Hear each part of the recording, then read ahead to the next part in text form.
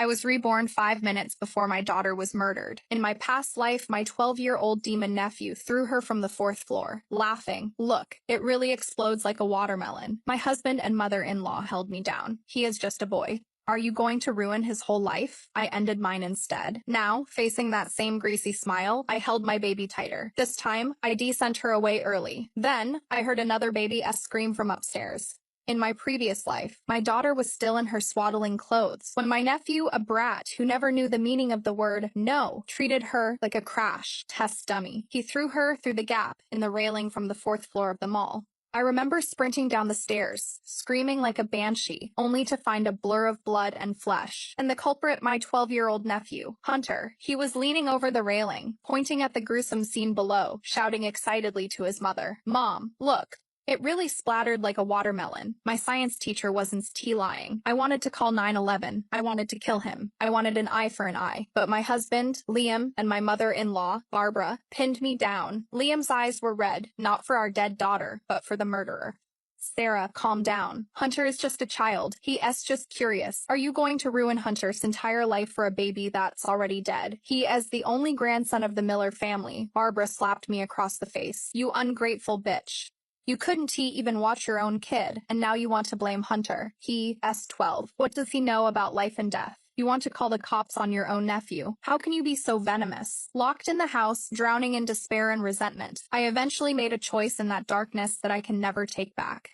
But when I opened my eyes, I heard that familiar chaotic noise. The shrill, demonic voice pierced my eardrums. Aunt Sarah, bring the little brat out so I can play. I want to see if I can lift her over my head." I shuddered and bolted upright.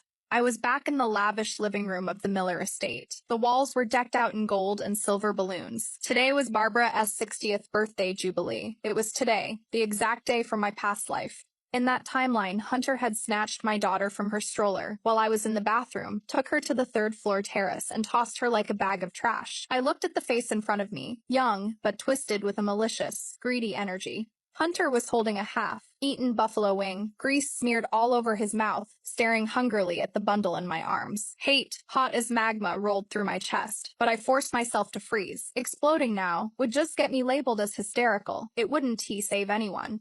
I took a deep breath, whipped out my iPhone, and dialed my best friend. "Rachel, are you at the gate?" "Good. Listen to me. I have an emergency. I am feeling sick. Take the baby. Take her to your place immediately. Do not open the door for anyone who calls you. Go, now." Hanging up, I lied to the room about grabbing a package from the porch and sprinted out of the villa. Rachel's SUV had just pulled up. My hands were shaking as I shoved my sleeping daughter into her arms. "Drive. Get her out of here. Dawn, do you let anyone from my family see her tonight?" Watching Rachel's taillights disappear down the driveway, the white-knuckle grip I had on my dress finally loosened. As long as my daughter wasn't here, let's see what these animals would do. Composing myself, I turned around, my face a mask of indifference, and walked back into the villa.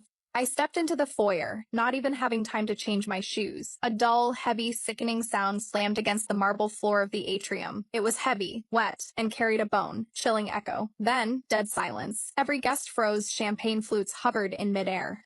I stood rigid, my gaze mechanically shifting to the center of the atrium. There, lying on the cold stone, was a small figure. An infant in a pink onesie. A pool of bright, shocking crimson was slowly spreading across the white marble, blooming like a flower from hell. I snapped my head up.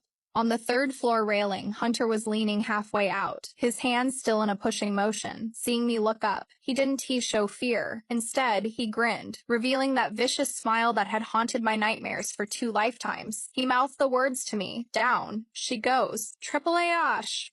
A blood-curdling scream shattered the silence. Barbara rushed out of the kitchen, saw the carnage on the floor, rolled her eyes back, and collapsed in a heap. Liam, who had been smoking cigars with business partners in the side lounge, ran out at the sound. When he saw the mangled mess of flesh and blood on the floor, his face went as pale as a sheet of paper. "The baby. Whose baby?" "Sarah. Where is Sarah?" Liam roared, his eyes scanning the crowd in panic until they locked onto me, standing by the door. The look in his eyes wasn't heartbreak. It was rage. It was blame. "Sarah, where the hell have you been? How did the baby fall? What kind of mother are you?" He didn't even check the identity of the child. His first instinct was to pin the murder on me. I looked at him coldly, saying nothing. I didn't run to hold the child. Instead, I turned, grabbed a solid wood golf club from a decorative rack, and started walking up the stairs, one step at a time. Sarah, what are you doing? Are you crazy? Behind me came the screech of my sister-in-law, Hunter S. mother, Linda. It was an accident. Hunter didn't T mean it. Don T be impulsive. Don T scare the child. Listen to that. Don T scare the child. The corpse on the floor wasn't T even cold yet, and their only concern was whether the murderer upstairs would get spooked. I ignored them all, dragging the club as I charged up to the third floor. Hunter had locked the door, opened the door. I used every ounce of strength I had and kicked the door hard. The solid wood panel vibrated. From inside came the sounds of intense video game combat, mixed with Hunter's nonchalant humming. No way. Call the cops if you want. They don't arrest minors anyway. Na-na-na-na, boo-boo, that familiar nauseating tone. In my last life, it was the same. After killing my daughter, he hid in his room playing games.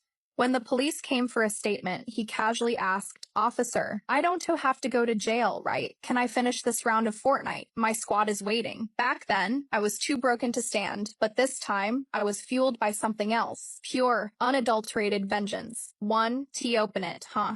I raised the golf club, aimed at the lock, and swung like a maniac. Wham, wham, wham, wham. The sound of metal smashing wood echoed through the villa, each strike hitting the hearts of everyone downstairs. Splinters flew. Liam and Linda finally rushed up. Liam grabbed me around the waist, trying to wrestle the club away. "Sarah, have you lost your mind? The baby is gone. Who are you putting on the show for? Do you want all the guests to see our family as a joke?" I whipped my head around, staring dead into the eyes of the man I had slept next to for 3 years. His eyes held only impatience. Only annoyance at this public embarrassment. "The baby is gone." I laughed, my voice raspy. "Liam, is a human life so cheap to you? That was murder. Your nephew killed someone."